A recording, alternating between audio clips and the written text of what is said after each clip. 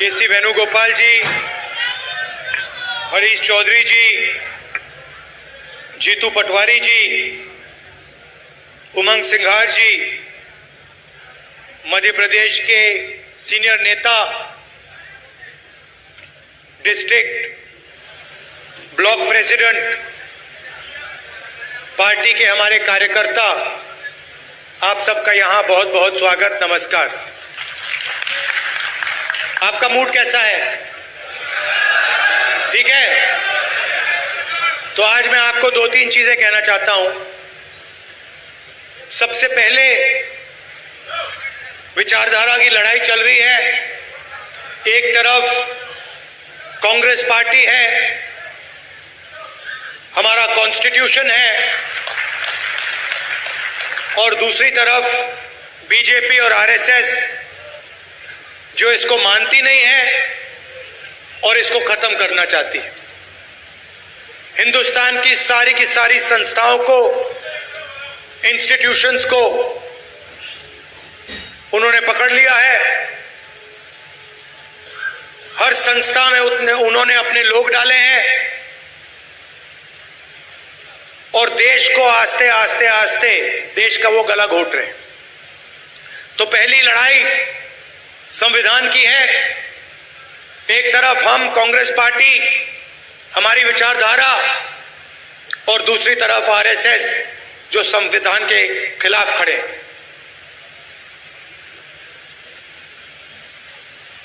दूसरी लड़ाई सामाजिक न्याय की। जीतू ने कहा, जाति जनगणना के बारे में बोला। पार्लियामेंट हाउस में, लोकसभा में मैंने देश से वायदा किया था कि कुछ भी हो जाए, जाति जनगणना लोकसभा और राज्यसभा में पास होगा।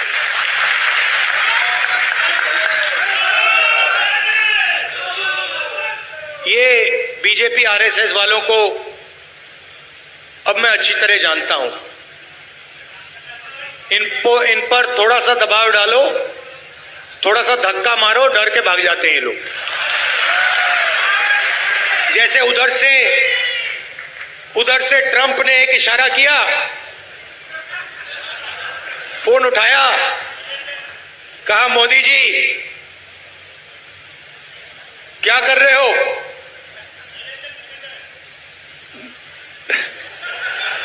नरेंद्र सरेंडर,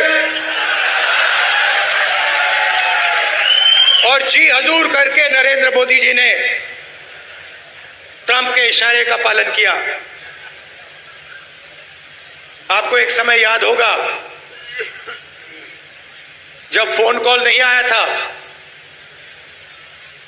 7th फ्लीट आई थी, 71 की लड़ाई में 7th फ्लीट आई थी, हथियार आए थे, एयरक्राफ्ट कैरियर आया था। इंदिरा गांधी जी ने कहा, मुझे कुछ जो करना है मैं करूंगी।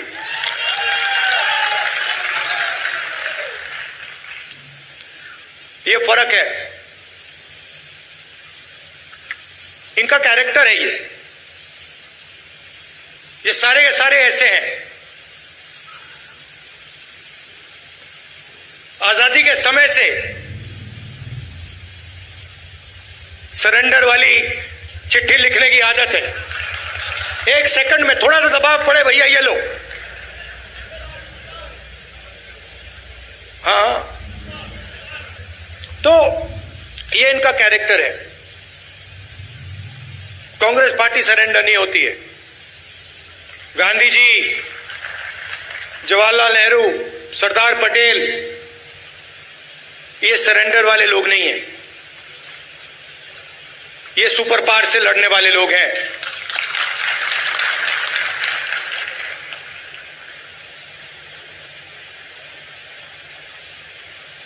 तो जाति जनगणना की बात मैंने कहा, देखिए आपको जो करना है करो। हम सामाजिक न्याय की लड़ाई लड़ेंगे और जाति जनगणना को हम लोकसभा में पास करेंगे। मोदी जी पहले कहते थे कोई जात नहीं है, फिर सिर्फ 4 जात हैं। चुनाव के समय वो ओबीसी बन जाते हैं। गडकरी जी ने कहा, मोहन भगवत ने बयान दिए,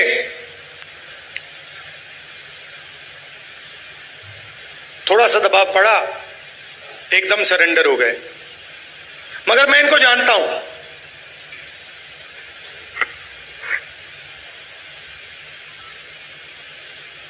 जैसे इन्होंने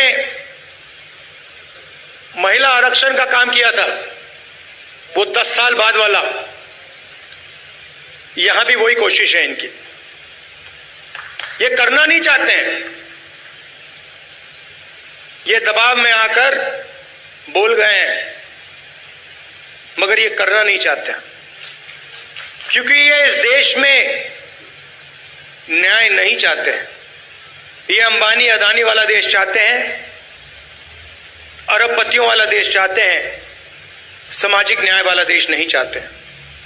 मैं आपको तेलंगाना की बात करना चाहता हूं। 2 मॉडल हैं जाति जनगणना के, एक तेलंगाना का मॉडल और दूसरा बीजेपी का बिहार का मॉडल, और जो उनकी सोच का मॉडल है। तेलंगाना में जाति जनगणना कैसे हुआ मैं आपको बताना चाहता हूं। बिहार में बंद कमरे में सवाल चुने गए, ब्यूरोक्रेट्स ने सवाल चुने, बिना किसी से पूछे, बिना जनता से बातचीत किए, बिना दलितों से पूछे, बिना पिछड़ों से पूछे, बिना अति पिछड़ों से पूछे, बिना जनरल कास्ट से पूछे, बिना माइनॉरिटी से पूछे, बंद कमरे में 3-4 सवाल लिख के जाति जनगणना कर दिया। तेलंगाना में हमने लाखों लोगों से सवाल पूछा, दलितों के संगठनों से, आदिवासी के संगठनों से, उनके नेताओं से, और हमने उनसे पूछा कि देखिए, हम जाति जनगणना करने जा रहे हैं, सर्वे करने जा रहे हैं, आप इस सर्वे में कौन से सवाल चाहते हो। 3.5 लाख लोगों ने हमारी प्रोसेस में एक साथ मिलकर सवाल निकाले, और उसके बाद बिहार में सेल्फ रिपोर्टिंग था। अगर आप बोलना चाहते हो तो बोलो, नहीं बोलना चाहते हो तो नहीं बोलो। तेलंगाना में हर व्यक्ति, हर परिवार के घर में सरकार के ऑफिसर्स गए और उन्होंने उनसे सवाल पूछे। नतीजा मैं आपको बताना चाहता हूं। जाति जनगणना में क्या पता लगा? तेलंगाना का जो कॉर्पोरेट स्ट्रक्चर है, प्राइवेट सेक्टर है, आप हैरान हो जाओगे। तेलंगाना का जो प्राइवेट स्ट्रक्चर है, प्राइवेट सेक्टर है, सीईओस, सीनियर मैनेजमेंट, कंपनी के मालिक, इन सब की लिस्ट में आपको एक दलित, एक आदिवासी, एक पिछड़ा वर्ग का व्यक्ति नहीं मिलेगा। यह सच्चाई है। तेलंगाना में जो भी कॉन्ट्रैक्ट सरकार देती है, सारे के सारे कॉन्ट्रैक्ट्स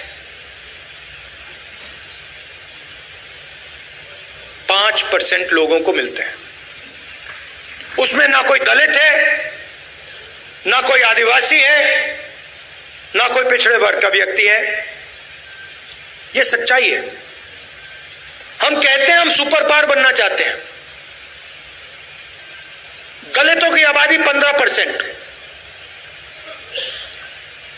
पिछड़ों की आबादी कम से कम 55%, आदिवासियों की आबादी 9%, माइनॉरिटीज 15%,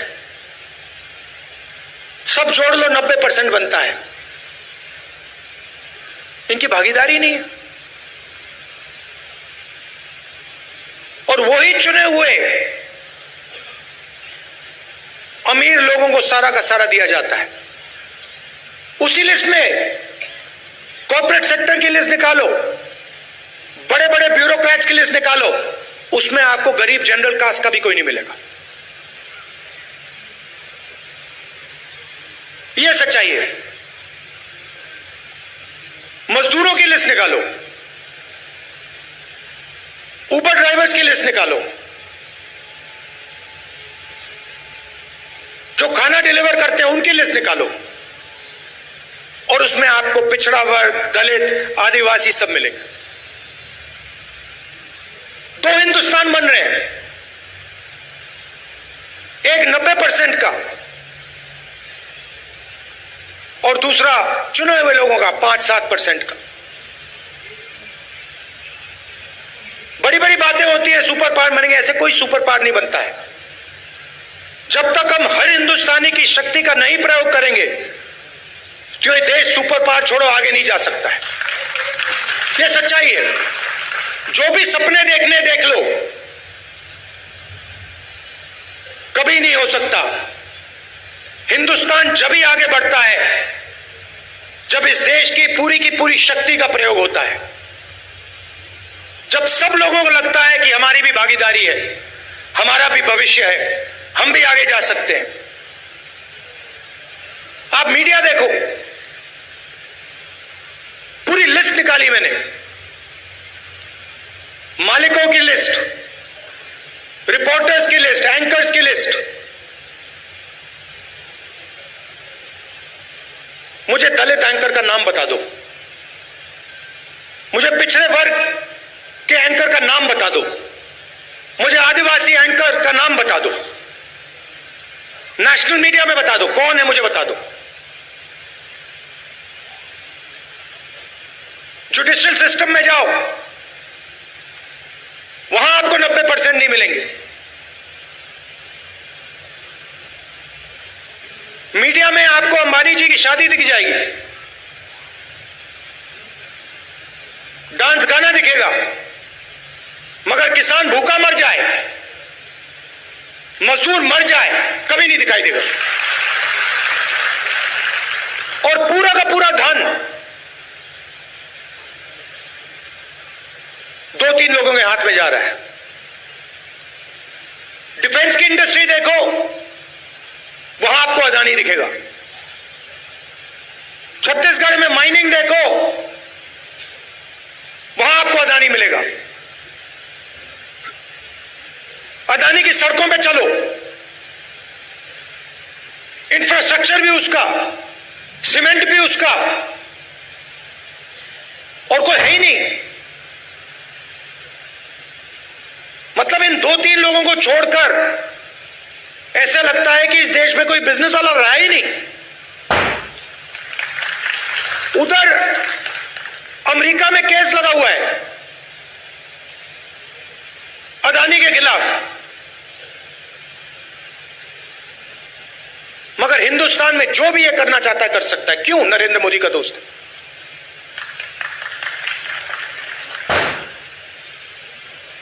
तो हो क्या रहा है? 90% को परे कर दिया,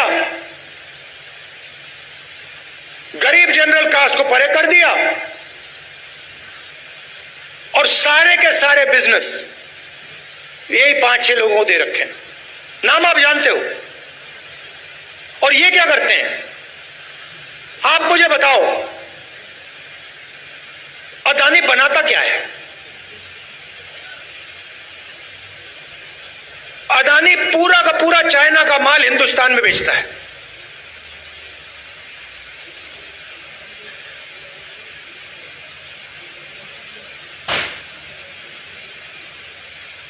तो अदानी पैसे बनाता है, अंबानी पैसे बनाता है, और चाइना अपना माल हिंदुस्तान में बेचता है। ये फोन जो है, ये अदानी अंबानी जैसे लोग बेचते हैं हिंदुस्तान में, मगर इस फोन से चाइना के युवा को रोजगार मिलता है, हिंदुस्तान के युवा को रोजगार नहीं मिलता है। वो सब कुछ बनाते हैं, शर्ट, पैंट,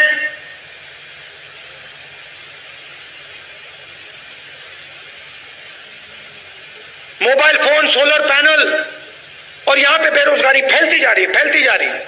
जहां भी देखो, आप किसी भी युवा से पूछो, भैया क्या करते हो? कुछ नहीं करते। क्या काम करते हो? नहीं, कुछ नहीं करते।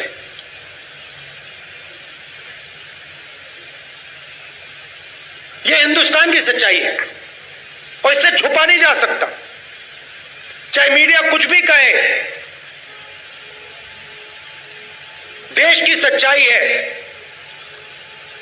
कि इस देश के युवाओं को रोजगार नहीं मिल सकता और इस देश के युवाओं का कोई भविष्य नहीं है। अगर आपको बिजनेस चलाना है हिंदुस्तान में, या आपका नाम अदानी हो या अंबानी हो, नहीं तो आपके लिए डिमोनेटाइजेशन, गलत जीएसटी,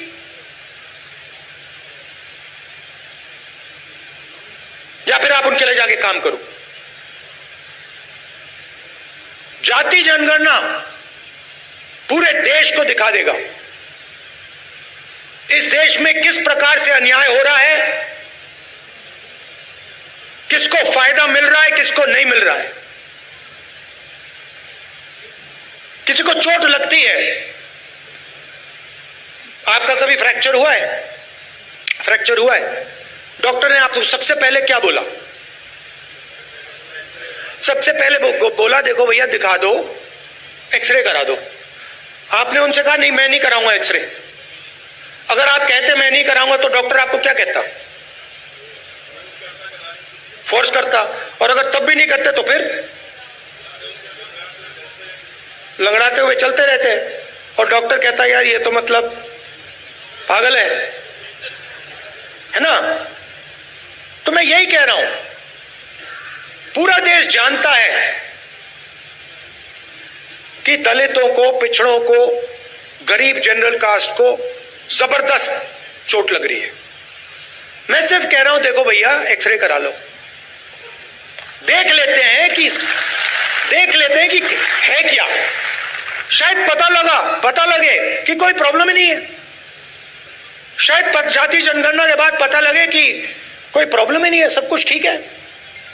कॉर्पोरेट सेक्टर में हर वर्ग के लोग हैं, जुडिशरी में हर वर्ग के लोग हैं, कोई प्रॉब्लम नहीं है, ठीक है।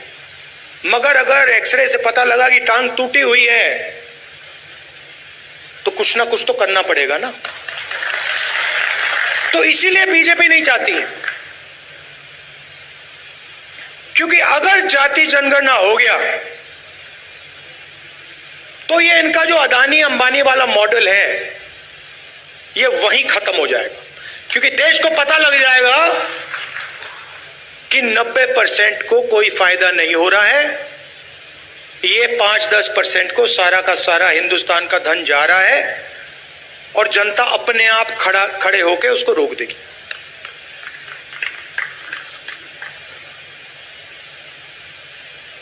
ये लड़ाई चल रही है। और तेलंगाना मॉडल जो है वो जाति जनगणना करने का सही मॉडल है। तो हम जो चाहते हैं, जो जाति जनगणना होगा, चाहे मोदी करे या कांग्रेस पार्टी करे, वो तेलंगाना मॉडल वाला जाति जनगणना होगा। थोड़ी सी मध्य प्रदेश की बात करता हूं। देखिए यहां पे इस स्टेट में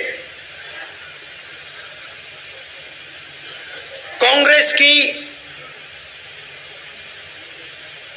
जो विचारधारा है, कांग्रेस के जो कार्यकर्ता हैं, कांग्रेस के विचारधारा के जो लीडर्स हैं, उनकी कोई कमी नहीं है। ये भरा पड़ा हुआ है। इसी कमरे में बीजेपी को हराने का टैलेंट बैठा हुआ है, मगर आपके हाथ बंधे हुए हैं।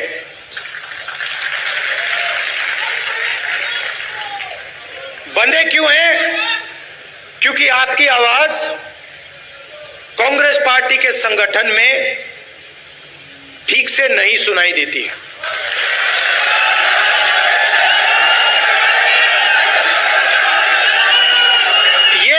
ये हमारी सेना है, ये लड़ने के लिए तैयार है, ये मरने के लिए तैयार है। बीच में 2-3 लोग उल्टे सीधे बयान देते रहते हैं।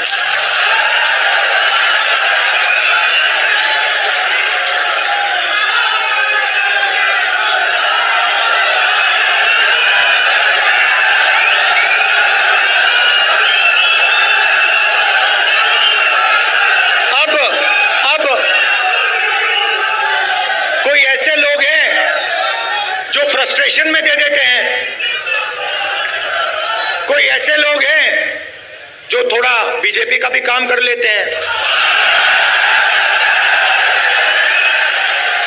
और हमें कहीं ना कहीं से तो शुरुआत करनी होगी। तो वर्किंग कमेटी ने निर्णय लिया है कि शुरुआत डिस्ट्रिक्ट और डिस्ट्रिक्ट प्रेसिडेंट के पोस्ट से होगी, और वहां से उस शुरुआत से हम पार्टी को मध्य प्रदेश में, गुजरात में, बाकी प्रदेशों में खड़ा करेंगे। अब यहां पे डिस्ट्रिक्ट प्रेसिडेंट आए हैं, और आप में से ऐसे लोग होंगे जो पूरी शक्ति के साथ, दिल के साथ कांग्रेस पार्टी के लिए काम करते हैं, और ऐसे भी लोग होंगे जो थोड़ा थक गए हैं या जिनका मूड ठीक नहीं है, जो ज्यादा टेंशन लिए हैं। अब रेस के घोड़े और बारात के घोड़े को अलग तो करना ही पड़ेगा,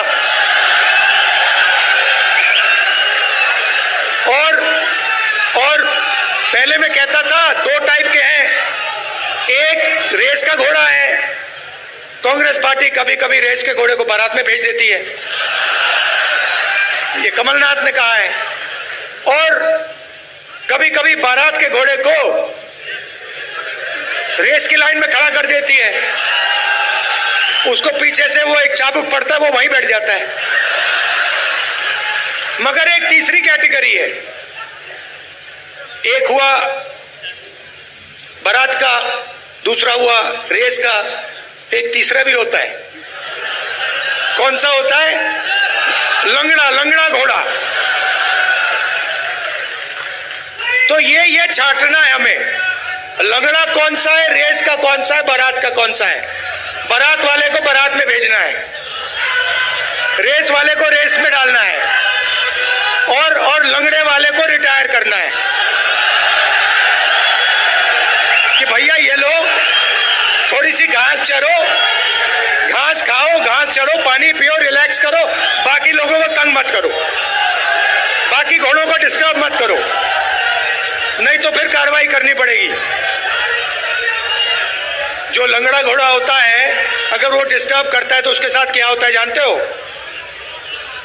वो मैं नहीं कहूंगा। तो ये बदलाव लाना है। गुजरात में हमने नए डिस्ट्रिक्ट प्रेसिडेंट्स चुने, दिल्ली से ऑब्जर्वर आए, एआईसीसी से ऑब्जर्वर आए, गुजरात के नेताओं के साथ वो हर डिस्ट्रिक्ट में गए और उन्होंने कार्यकर्ताओं से बात की,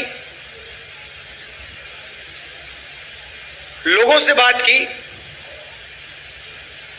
नेताओं से बात की, जिनको कांग्रेस पार्टी में सीनियर लीडर कहा जाता है उनसे भी बात की, और नाम चुनकर उन्होंने दिल्ली भेजे। मैं 2 लिस्ट देख रहा था, पुराने डिस्ट्रिक्ट प्रेसिडेंट्स, और मैं ये नहीं कह रहा हूं कि उसमें अच्छे लोग नहीं थे,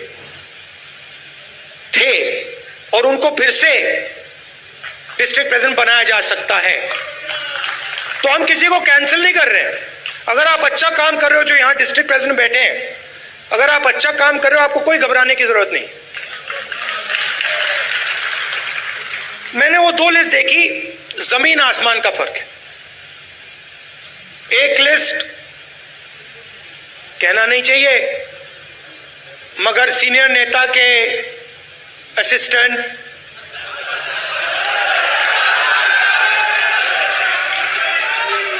और दूसरी लिस्ट में पोटेंशियल फ्यूचर गुजरात की लीडरशिप। वही हम मध्य प्रदेश में करना चाहते हैं। और अगर हम ये नया बदलाव ला रहे हैं तो ये सिर्फ डिस्ट्रिक्ट लेवल पे नहीं रुक सकता है। ये एक कदम है। इसके बाद हम ब्लॉक और जो गांव तक का लेवल है, लोकल बॉडी का लेवल है, वहां भी जाएंगे। मगर मैं जो डिस्ट्रिक्ट प्रेसिडेंट बनेंगे, और सचमुच में इसी कमरे से बनेंगे, मैं आपको एक बात कहना चाहता हूं और आप अच्छी तरह सुनिए। जो लोग मध्य प्रदेश में कांग्रेस पार्टी के डिस्ट्रिक्ट प्रेसिडेंट्स बनेंगे, वो ही इस पार्टी को मध्य प्रदेश में भविष्य में चलाएंगे। कैसे? जो नया डिस्ट्रिक्ट प्रेसिडेंट बनेगा वो पुराना डिस्ट्रिक्ट प्रेसिडेंट जैसा नहीं होगा। फर्क क्या होगा मैं आपको सिंपल तरीके से बता दूंगा। नए डिस्ट्रिक्ट प्रेसिडेंट को हम ऑब्जेक्टिव तरीके से नापेंगे। वोट बढ़ रहे हैं, हां या ना? लोकल बॉडी के चुनाव में, एमएलए के चुनाव में, एमपी के चुनाव में वोट बढ़े या घटे, हां या ना? दूसरा, डिस्ट्रिक्ट में जब कांग्रेस पार्टी की विचारधारा पर आक्रमण होता है, किसी दलित को, आदिवासी को, पिछड़े वर्ग को, गरीब जनरल कास्ट को, महिला को मारा जाता है, पीटा जाता है, दबाया जाता है, माइनॉरिटी को मारा जाता है, पीटा जाता है, दबाया जाता है, कांग्रेस पार्टी क्या वहां खड़ी मिली या नहीं मिली? और तीसरा, न्यू जनरेशन लीडरशिप, चाहे वो पार्टी के अंदर हो या पार्टी के बाहर, क्या उन लोगों को डिस्ट्रिक्ट में बढ़ावा दिया जा रहा है? क्या डिस्ट्रिक्ट प्रेसिडेंट और वर्कर के बीच में अच्छा संबंध है? क्या डिस्ट्रिक्ट प्रेसिडेंट सबको एक साथ लेकर आगे चल रहा है या अपनी राजनीति कर रहा है? ये उसकी जिम्मेदारियां हैं। मगर जिम्मेदारी बिना पावर नहीं दी जा सकती है। मैंने आपको जिम्मेदारी दे दी, मैंने आपको माइक दे दिया, और ये जो कांग्रेस पार्टी में हम करते रहते हैं इसका कोई मतलब नहीं। तो अगर हम आपको माइक दे रहे हैं तो उसमें कम से कम 440 का करंट होना चाहिए। और 440 का करंट हम कैसे देंगे? जो हमारा डिस्ट्रिक्ट प्रेसिडेंट होगा उसकी आवाज लोकल बॉडी के कैंडिडेट्स को चुनने में, एमएलए के कैंडिडेट्स को चुनने में और लोकसभा के कैंडिडेट को चुनने में सुनाई देगी। अगर कोई सोचता है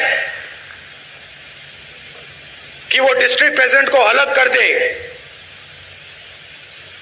और वो कांग्रेस पार्टी में आगे बढ़ेगा, तो वो आज के बाद गलतफहमी में है। तो हम 55 लीडर चाहते हैं मध्य प्रदेश के लिए, मध्य प्रदेश के भविष्य के लिए हम 55 लीडर को चुनना चाहते हैं। ये हमारे ऑब्जर्वर्स का काम है।